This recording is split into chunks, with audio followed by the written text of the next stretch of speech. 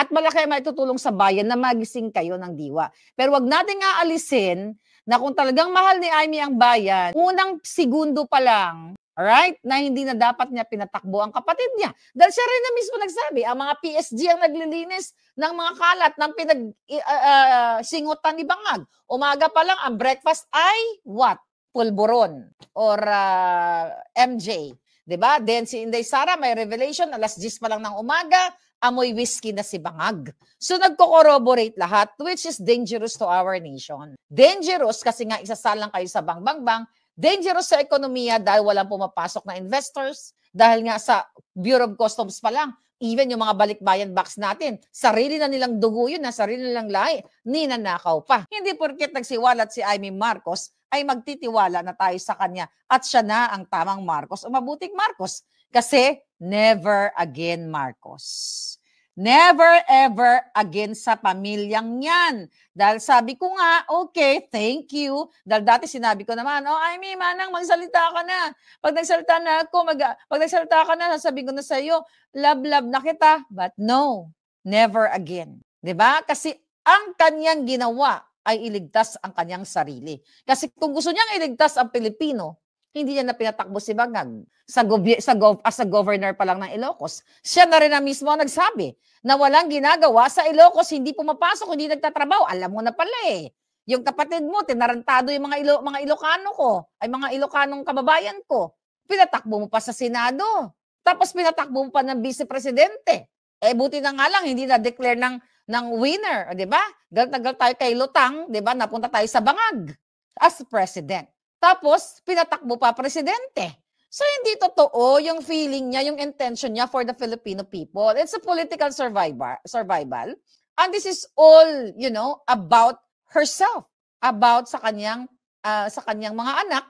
Kasi nga, doon sa kanyang statement na inalok din daw ni Sandro, ni Lisa Tanas ang kanyang mga anak. Pero hindi niya sinabi doon sa kanyang statement kung tinanggap ba ng kanyang mga anak. Kasi may mga nagsasabi, itong si Matthew, humingi din pag nagsalita. But hindi natin alam kasi wala doon sa statement ni Amy Marcos kung tinanggap ba ng mga anak niya etong inalok ni Lisa Tanas at ni Sandro Marcos. Yan ang issue natin. Wala tayong pakialam kung si Amy ay anak ng buwaya, anak ng bawayawak.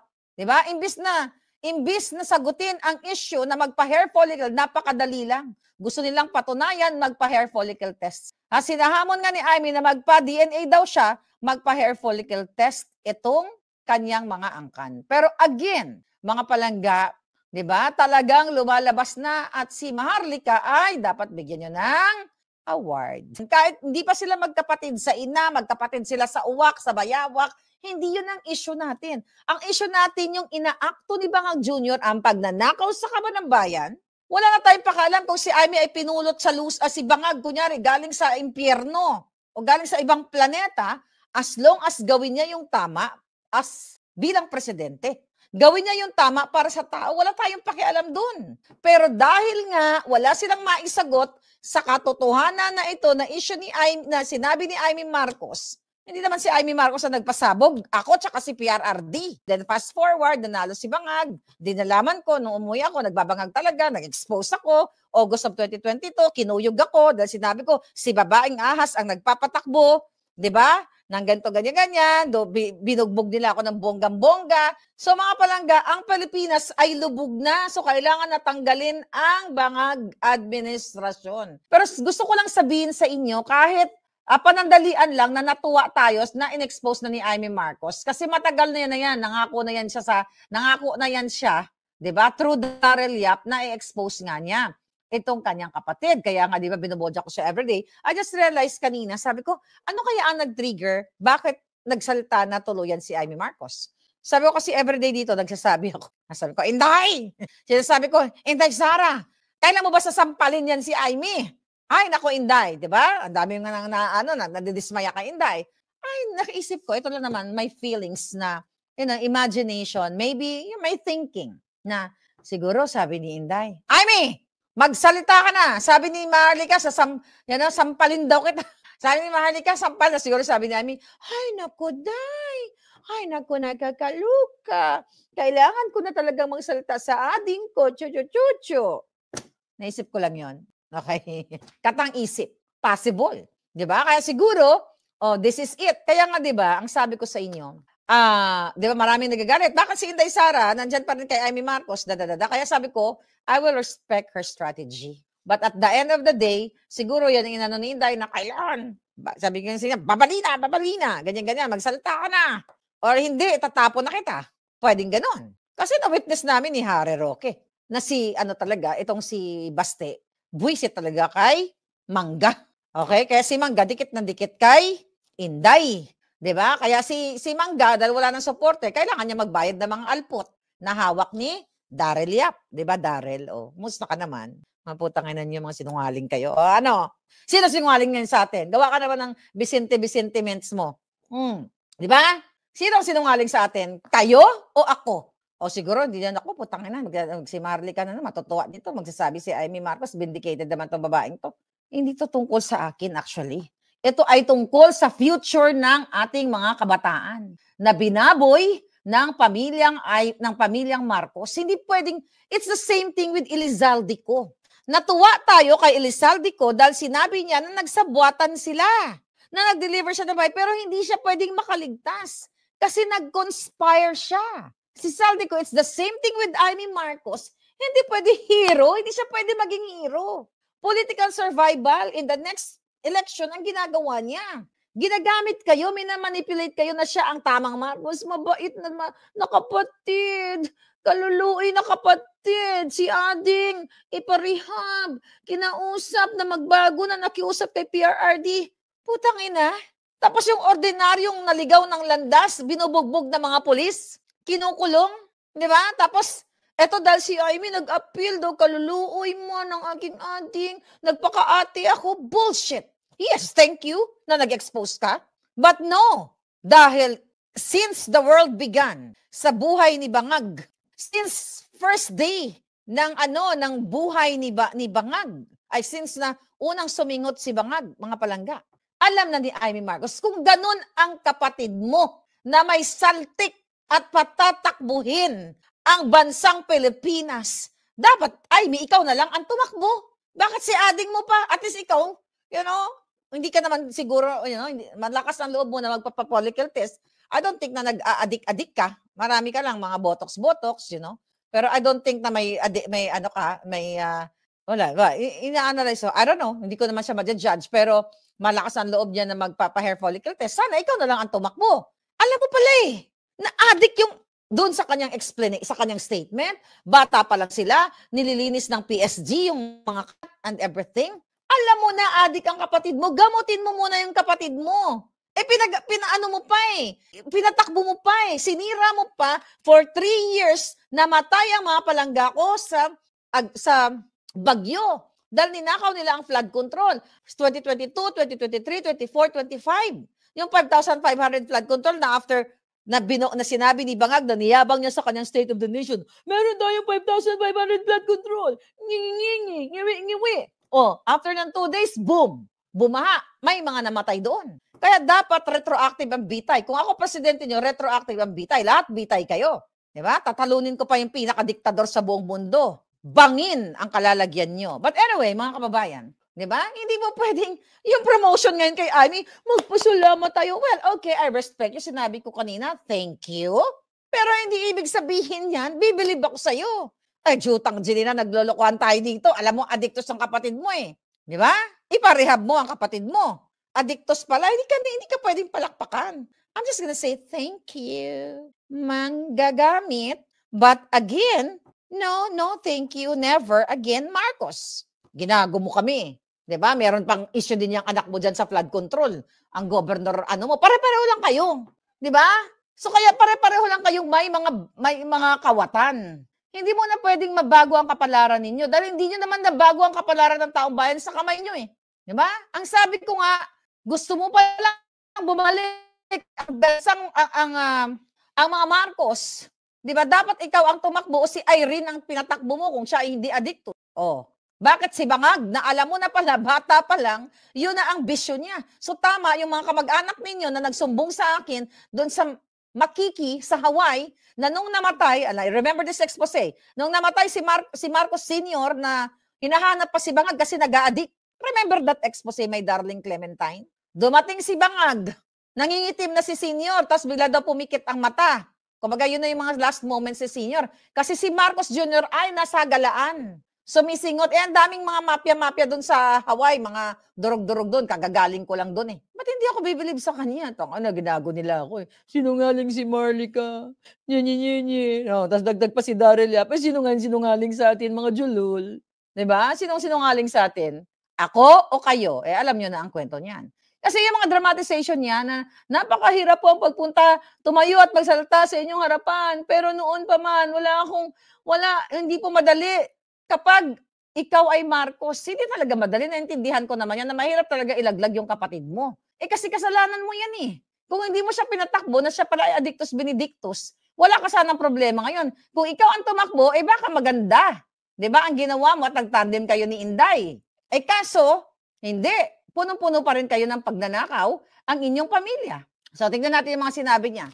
So, pinapakita dito mga langga na talagang emotional appeal ito. Excuse me. Emotional appeal ito sa taong bayan na dahil nagsalita na si Amy, tiniis niya dahil kapatid niya, kailangan magpa-thank you tayo, magpasalamat tayo, ganyan-ganyan. It's the same thing ng feeling ko with Elizalde ko.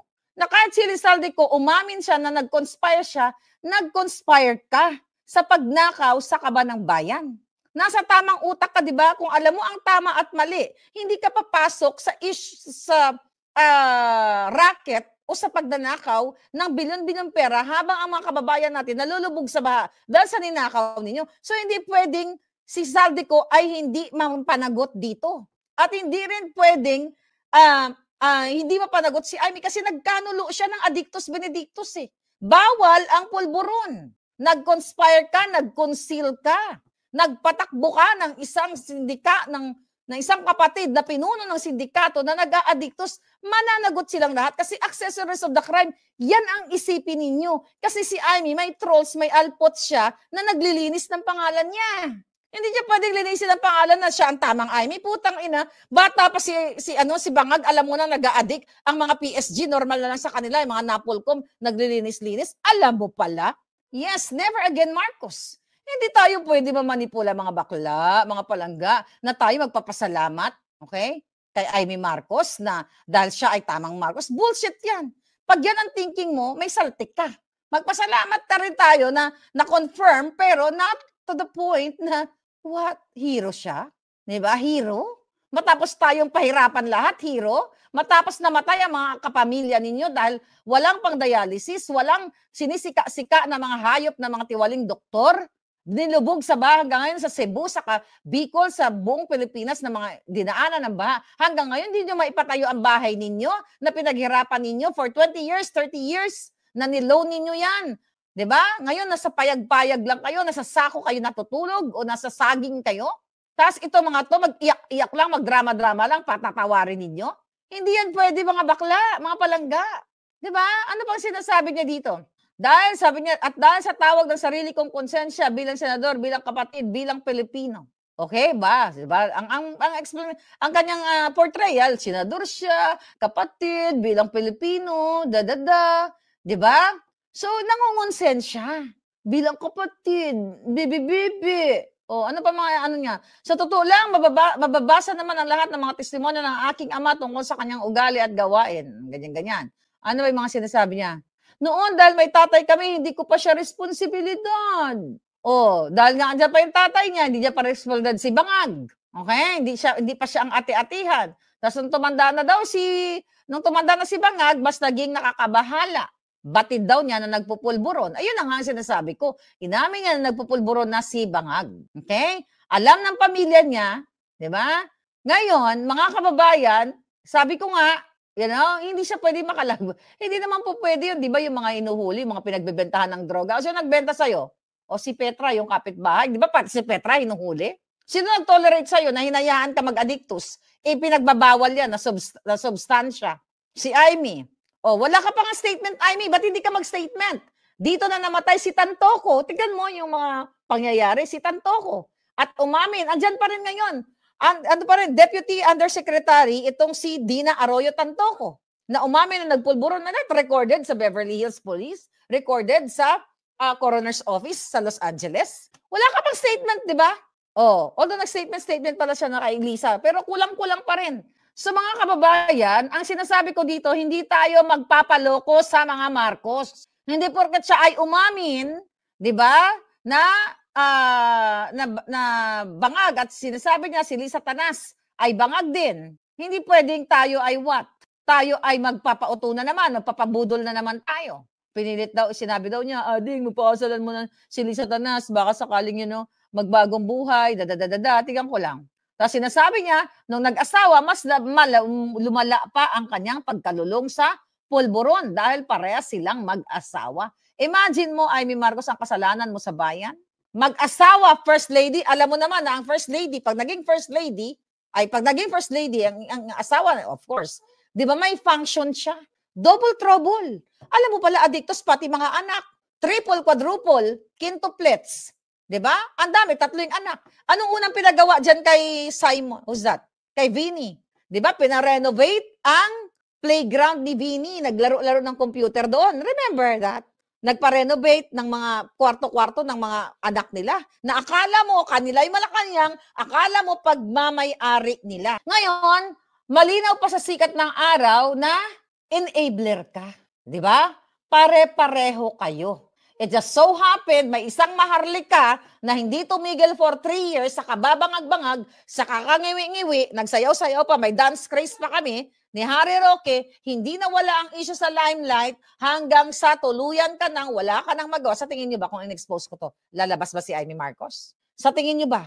Kung hindi na lilibing ang kanyang kapatid, lalabas ba siya? Itatago niya to, ikukubli niya sa atin. So forever, hindi natin malalaman. Kaya magpasalamat kayo sa babaeng bratatatat. Si Marlica, yung kaibigan ko. Mga kababayan, sinabi ni Amy Marcos na tuwing kumprontahin daw niya si Bangag, na magbabago na siya, naalisin niya na yung bisyo, nangangako naman daw na ganito, ganyan. Hanggang daw may nagsumbong sa kanya na pagising sa umaga, kasabay ng kanyang almusal, ay nagdadamo, nagdudurog na kaagad.